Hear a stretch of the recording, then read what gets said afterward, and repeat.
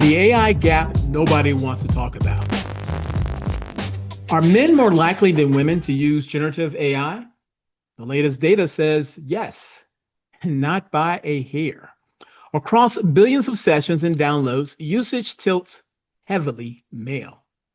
Women make up roughly 42% of users on web apps like ChatGPT and Perplexity, but drop closer to one third on mobile, and in some cases, even lower. This isn't just a blip in one country or one industry. Researchers see the same pattern from the US and Japan to India, Brazil, and Kenya. Why does it matter? Because AI is quickly becoming the new spreadsheet, the tool that quietly separates who moves fast from who falls behind. If one group adopts it earlier and uses it deeper, you don't just get different workflows, you get different outcomes, promotions, output, pay. And the why is thorny.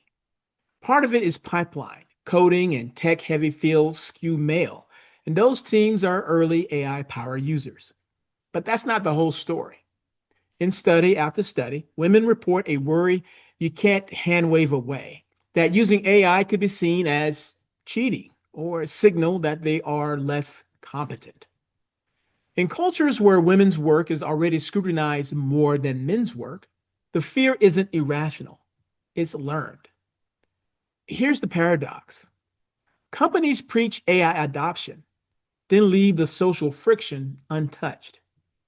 If your culture quietly penalizes some people for using the same tools you praise in the all hands, you don't have an innovation strategy. You have a bias amplifier.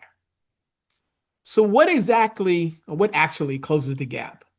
Not mandates, trust, clarity, guardrails.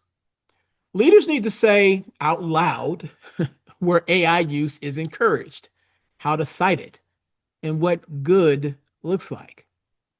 Publish usage norms, ship opt-in playbooks and team challenges, reward outcomes, not mythology about who typed it raw. Make mentorship and training accessible at times that work for caregivers. And measure adoption by team, not just in aggregate, so you can see where the friction lives. Because if the early adopters are overwhelmingly male, the models we fine-tune on workplace behavior will learn from a narrower slice of experience.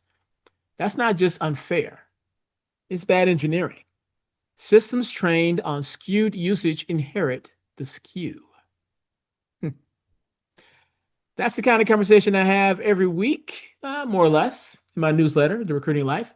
Subscribe to it now over at jimstroud.com, because the tools of the future shouldn't widen the gaps of the past.